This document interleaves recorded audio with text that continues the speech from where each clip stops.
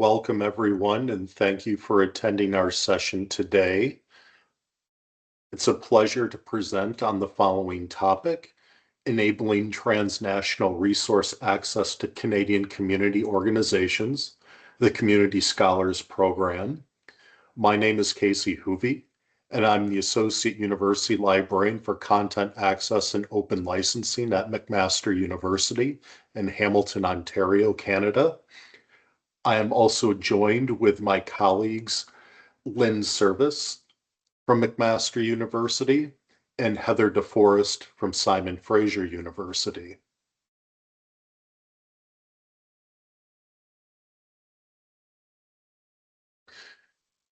As a part of the presentation, we want to quickly cover the Code of Conduct, and that's the Charleston Library Conference is an inclusive professional conference.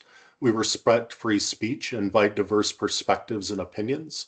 All participants are expected to treat others with respect and consideration, keeping the conference environment free of discrimination or harassment, maintaining professional and ethical conduct at all times. Visit the website to read the full text or use the QR code.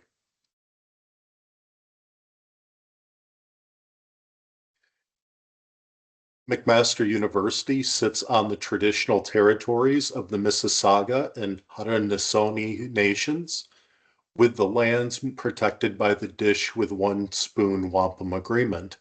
As an educational institution, McMaster is deeply committed to providing and supporting opportunities for our entire community to learn respectfully from Indigenous histories, cultures, and ways of knowing, and to contribute to redressing the injustices of settler colonialism in Canada.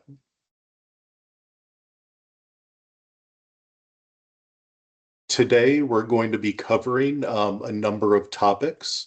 And so for the first 10 minutes, we're going to learn about the history of the Community Scholars Program, how it was established and what unmet need it was solving, and how it started in the province-wide aspect of British Columbia. The second 10 minutes, we're going to talk about McMaster University's perspective, the discussions, the preparation, the memorandum of understanding, the importance of a legal agreement, how we worked with the community engagement office on our campus, what we did for outreach, and talking about some of the Ontario schools that we're going to be partnering with in the future. The last 10 minutes, we're going to talk about the future of the Community Scholars Program and how we're going to scale that across Canada. We're developing a Community Scholars community of practice and hoping to extend to other provinces to keep this program running, which we believe is really a fantastic opportunity.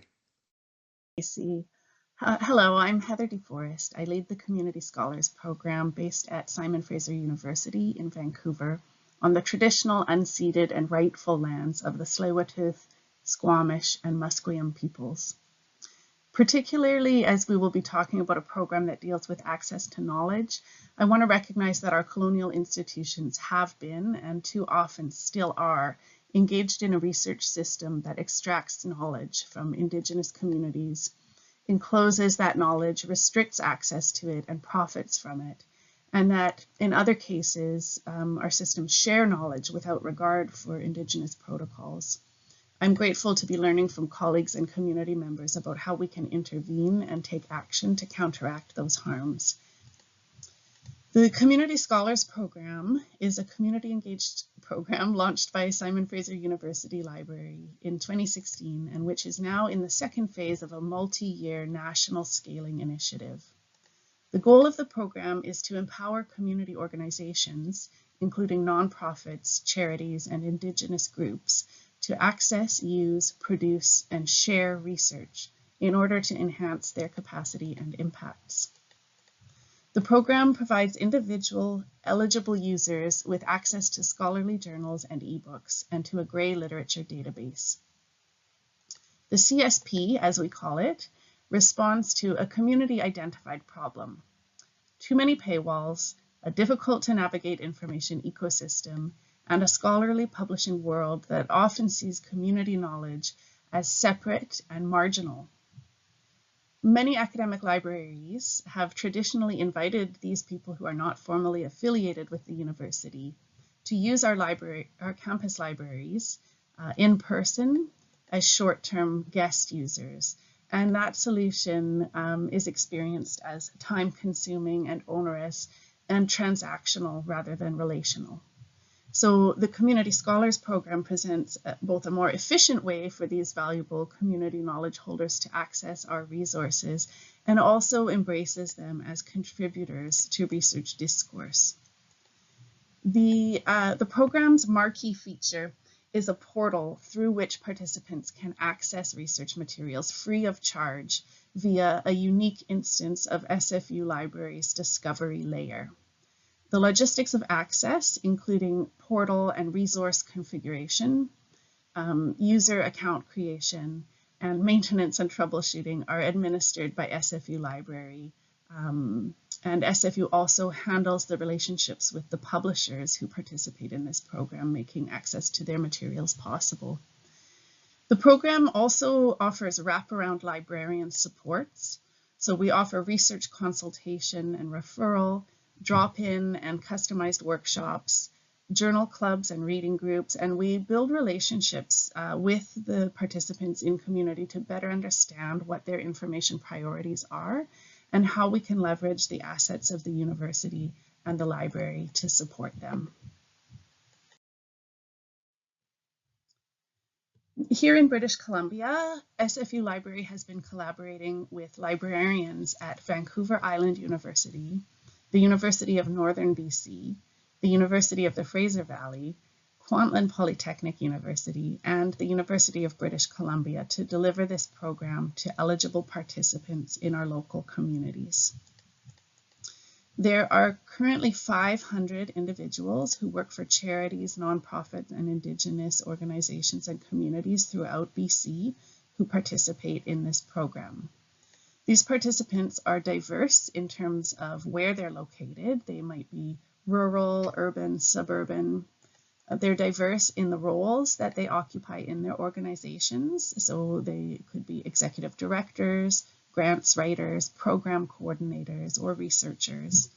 And they're diverse in terms of the areas of the nonprofit sector that they're involved with. So community scholars work in areas like conservation and climate, human rights, community services to particular demographic groups like seniors, newcomers, new parents, or youth, housing, food security, anti-violence, and frequently an intersection of many of these areas.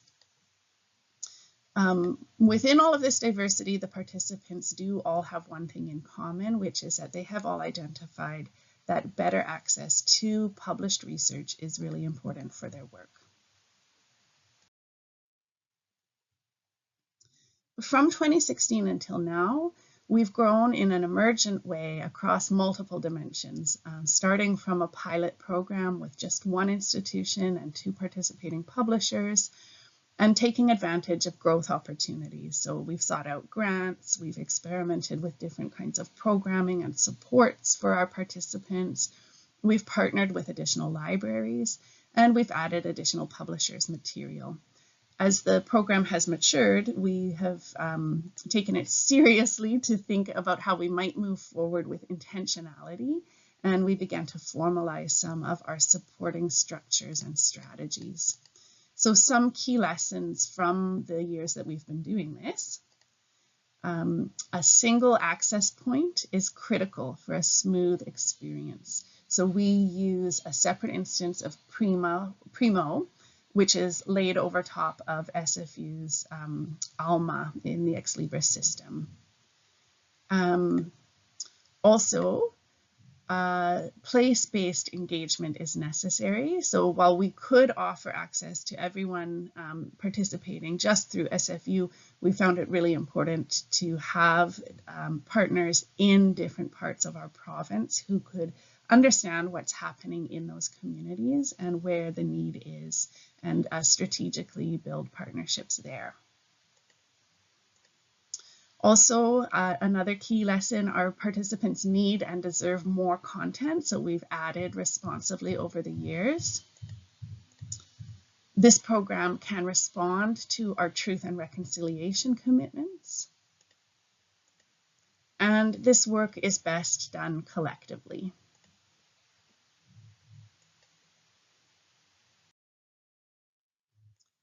The publishers that you see represented on this slide have agreements with SFU Library that allow us to share their materials with community scholars.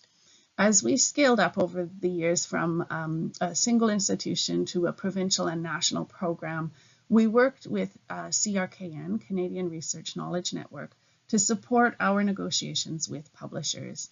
And CRKN was a key partner in helping us reach agreements with new publishers and in helping us adjust some of the terms of our agreements and increasing our maximum capacity and the seats that we can offer in the program. So CRKN helped us to respond to direct requests from our community scholars by adding Elsevier and Canadian Science Publishing to our pool of resources.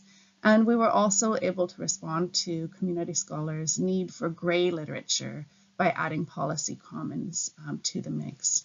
And I think it's important for our user group that the grey literature often generated by nonprofit organizations sits alongside the scholarly academic generated research publications, seeing both of those as very necessary to the work that they do. As a public service librarian myself, the publisher negotiations were definitely eye-opening for me. Most were very smooth, while there were some sticking points with others. And in all aspects, they were fairly time-consuming in terms of fitting in with the negotiation schedule and cycle that happens consortially. So several things through this stood out to me. This program offers one avenue for publishers to engage in corporate social responsibility activities and to support community research. So there's value to them in that. And it resonates for publishers that this is a low use but high impact program. In other words, the clicks and accesses to their materials are quite low relative to what we would expect from students and faculty. And yet there's great benefit in terms of what the community scholars go on to do with their access. One of the publishers in negotiations wanted to vet our participants, our applicants, and they asked to have a list of names of individuals and organizations that they worked for, I guess looking for things that they might feel were counter-aligned with their own missions. Needless to say, we were not prepared to comply with that request, both from a logistical standpoint and also from the standpoint, of course, of privacy and trust with our community members. It's also been important from the get-go for our publisher partners to know that the participants in this program do not represent for them an untapped market. So these participants, rather than paying for individual articles or subscribing to more comprehensive resources, would 99% of the time at least simply do without. So we've learned a lot about publishers and working with them, and also it's been a great opportunity to learn more about the role that community organizations play and the conditions that they are operating in. We know that they're already doing an incredible amount for us, for our communities, for the places that we live, oftentimes on really shoestring budgets and in under-resourced and under-acknowledged ways. And that they have a lot of knowledge that they hold. So it's a small contribution from us to be able to provide access and accompaniment on their research pathways. And you can see some of the responses that they've given us about the kind of impacts that this program can make for them. So some saying that they were able to write a position paper with the support of this access. Another one here saying that there's been a transformation within their organization to become one that seeks out research as they write grant proposals or create policy. And then another one that says that the program helps reinvigorate the connection between research and practice, and brings literature to bear on how they move forward with figuring out and articulating their impact. And so from there, I'm just going to hand it over to Lynn. Thank you so much.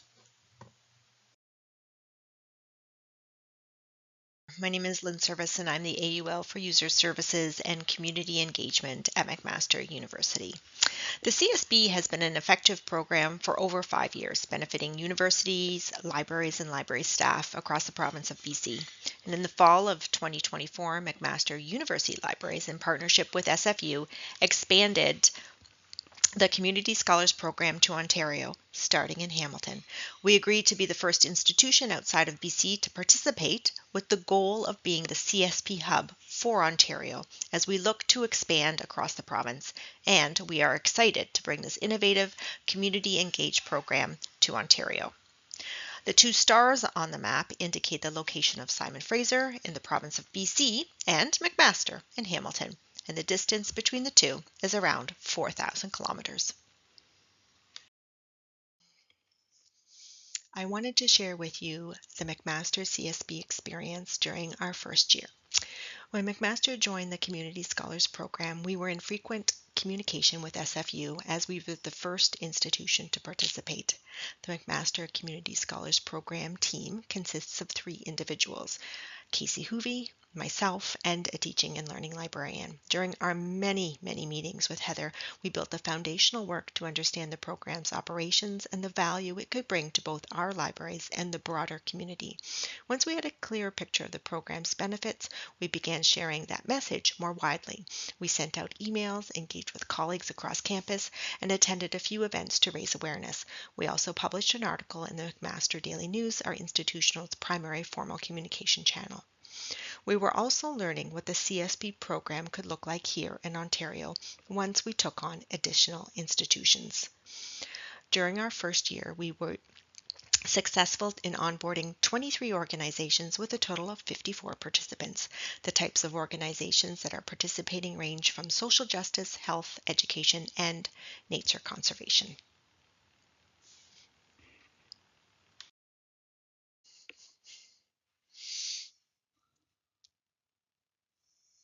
After we successfully managed our Hamilton-based CSP program, here is an overview detailing how we expanded across the province. We put a call out for expressions of interest from Ontario University libraries wishing to participate in the Community Scholars Program. We initially envisioned having 2 cohorts. Cohort 1 would start in July 2025, where we would accept 2 libraries into the program, and then cohort 2 would start in September of 2025, where we anticipated accepting another 2 libraries. The application process consisted of 2 parts. One focused on the institution's operational readiness, and the second focused on their philosophical readiness. The operational readiness was really looking for responses to questions such as, can you commit to an initial 3-year term?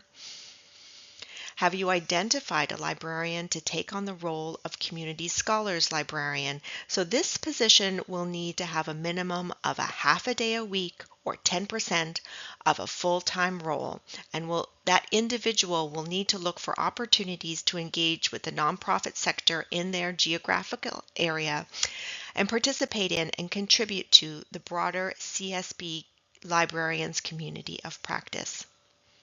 The philosophical readiness was focused on expressions that were interested in partnering with libraries that can demonstrate a commitment and engagement with the community through any current initiatives, strategic directions, programs, or broader institutional engagement. We were also interested in hearing how libraries align with the approach of the Community Scholars Program set out in our theory of change, which values knowledge exchange, promotes open access to academic research, encourages and strengthens the community university connection and values diverse ways of knowing and learning. In the end, we received 5 applications across Ontario and decided to accept all 5 at once. All 5 were excellent participants and we wanted to support the momentum of the program growing in Ontario. And sometimes the best laid plans need to be changed. We have a total of 500 seats for the province of Ontario, with McMaster using around 40 so far. The seats are allocated to each institution by a fee structure. However, this is a somewhat fluid system as we are working towards a more holistic, cooperative model of community support across the province.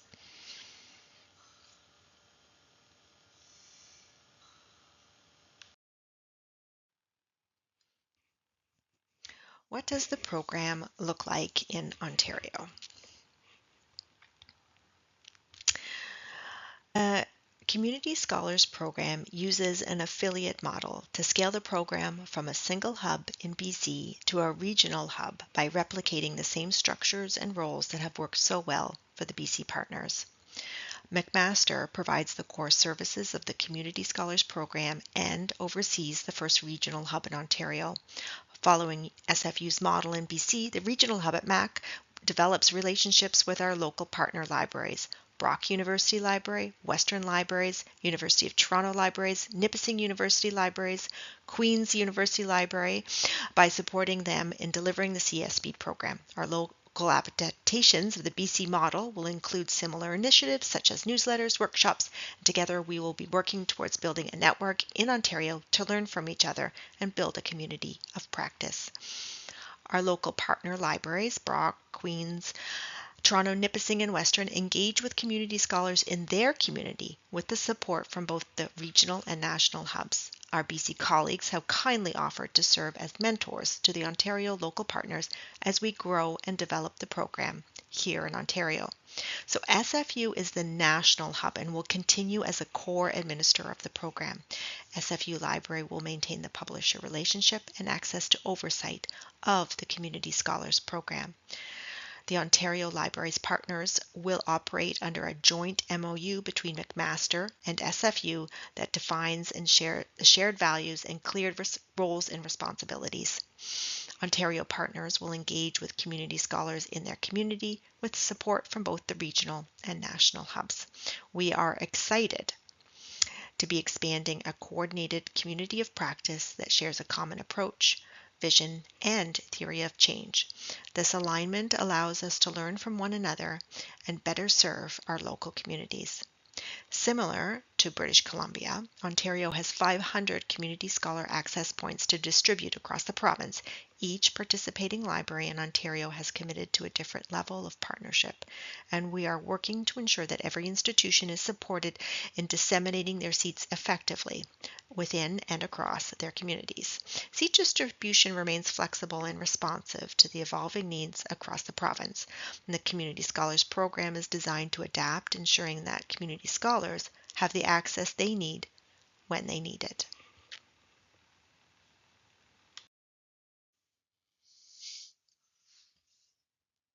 We are excited to be expanding a coordinated community of practice that shares a common approach, vision, and theory of change. This alignment allows us to learn from one another and better serve our local communities. An overall goal of the program is to expand across Canada and, in addition, to develop a community of practice as we grow the Community Scholars Program. We have already seen growth in this community of practice between Ontario and the BC Hub. This community of practice entails monthly meetings to learn from each other and to develop supports as we navigate the relationship between community and academic libraries. The move to incrementally grow across Canada will see the introduction of the next hub, Prairies North region. This includes Alberta, Saskatchewan, and Manitoba. The Prairies North hub will also have 500 seats to distribute across their communities. there were frequently asked questions that we needed to address to make sure that the program ran smoothly when transferring from British Columbia to Ontario. One of the questions was, how much does it cost to participate? How much do we need to pay the publishers for seats? In reality, we're not paying more to publishers for the additional access to the resources. The content from the publishers is a subset of the resources available from the publisher for an academic library. The Community Scholars model tries to connect additional open resources and other tools to support CSP partners. We also share these open tools with community members that do not meet the CSP registration requirements.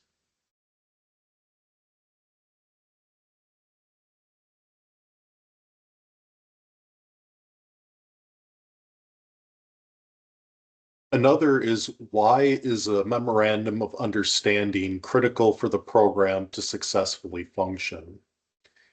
And the memorandum of understanding is important for defining the relationship between the institutions and what responsibilities are asked of each institution. We want to ensure that when libraries join the program, they have the appropriate amount of staffing and outreach and capabilities to enact the program. The MOU is a binding contract and it keeps the program at the forefront of outreach rather than letting it slip through the cracks, which can often happen if you don't have a standardized agreement. The MOU is also important for the university power dynamic. And there have been times when people with good intentions outside of the libraries wanted to take over the management of the program. And the MOU clearly defines the program as a library initiative. So it prevents individuals from hijacking the program after we have put in all the hard work to set this up. We also deal with these resources on a regular basis. So the libraries are the best group on campus to aid with discovery and having groups become involved with this community scholars program. Collaborators are great to have, and we do have people collaborating with us, but it is also, we need to display the value of the libraries and what we are doing with this program. And we provide the services that fall within our area of expertise, so it naturally belongs to the libraries. Another is, how do we define or determine the need in our community? And why would an organization want to participate in the Community Scholars Program? And just based on the British Columbia and Ontario experience, there's always an interest. And nonprofit organizations, they generally can't afford access to scholarly resources and may not know it's available to them either through the program of community scholars or open access resources that are available and how to find those.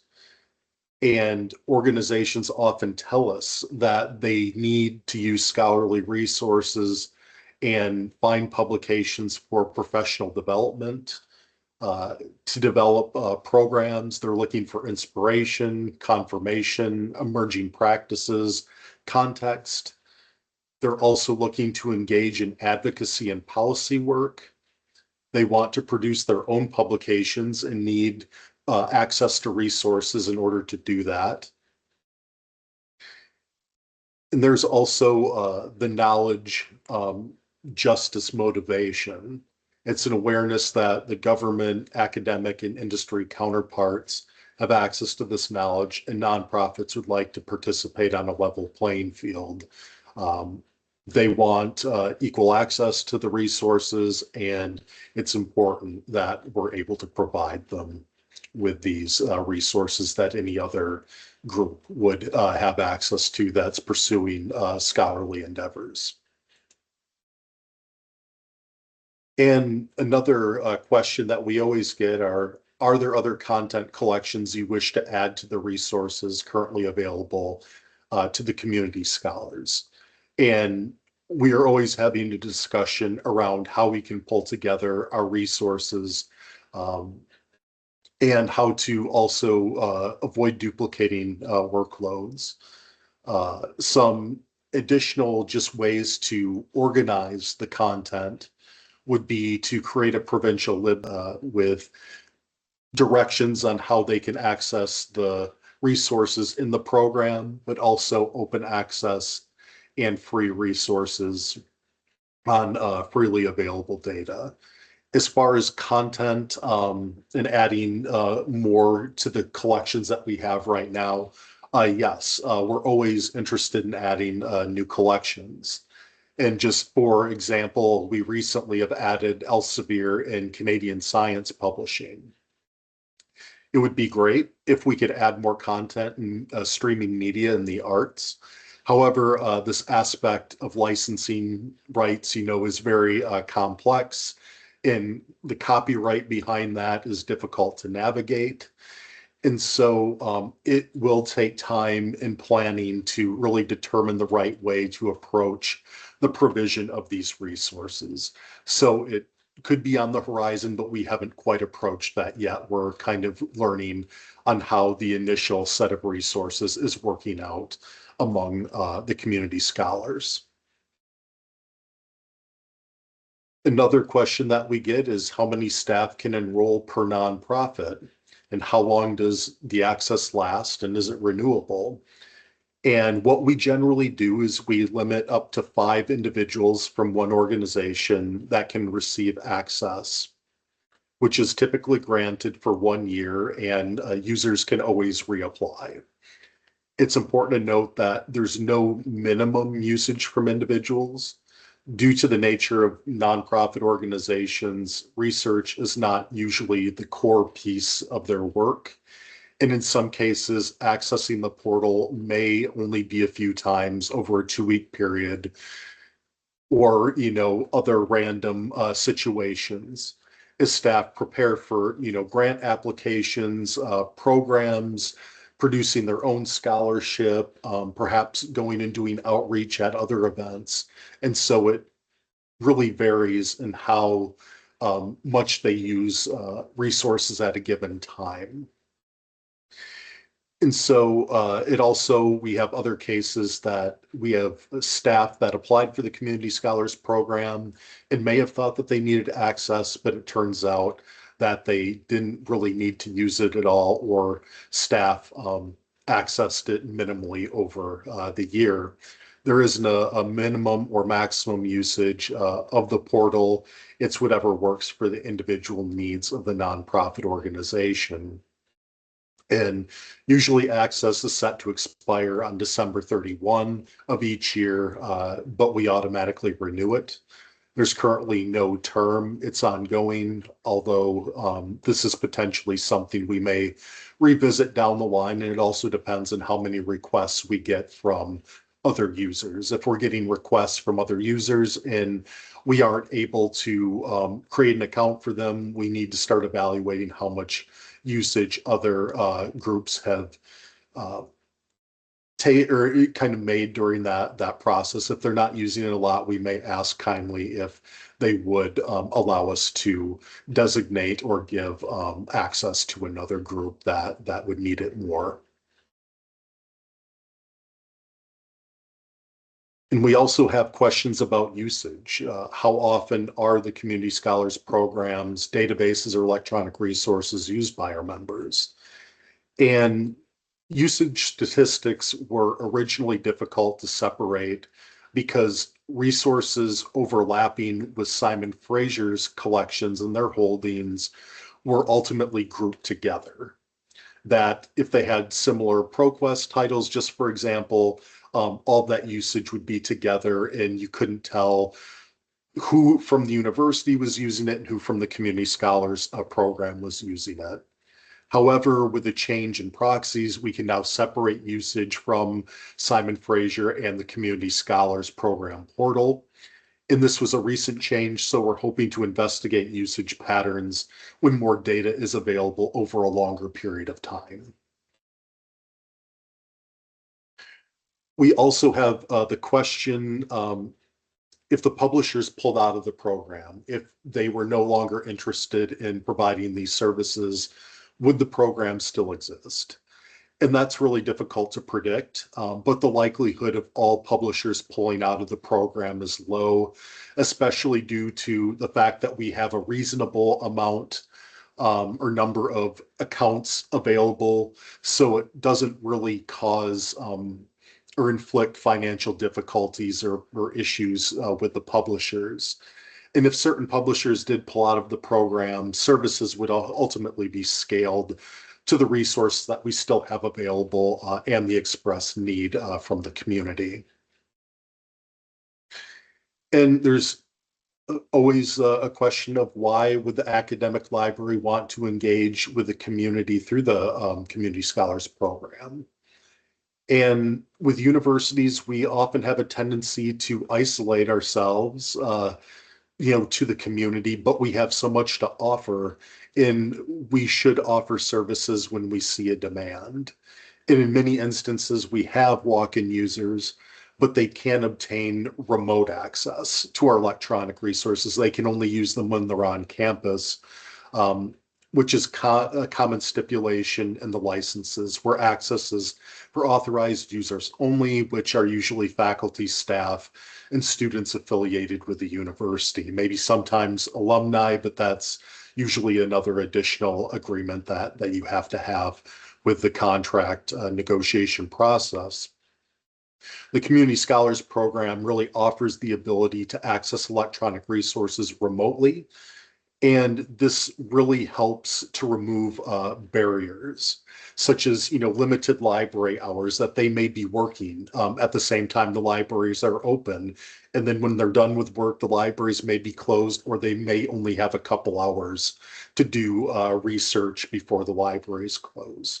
It also removes barriers of transportation and parking. It may be hard to get to the library or find a place to park, and ultimately have to pay to park to use the library resources. And it also removes the barrier of library anxiety, that we can work with participants one-on-one. They don't feel like they're coming into the library where it's very busy, where they may not know how to use certain resources. And so we're really able to create a better relationship that way and allow them to use the resources in the way that they really are trying to articulate to us. And we can best serve that through working with them in this program.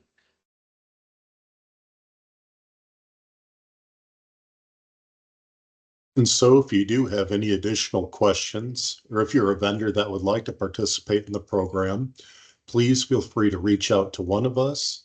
And we have our contact information here that you can reach out and get a hold of any one of us, and we will get back to you about the program. And so now we'll open up the floor for any additional questions. Maybe we answered some of these in the previous sections here, but if you have anything else that you would like to have answered, please feel free to put it in the chat.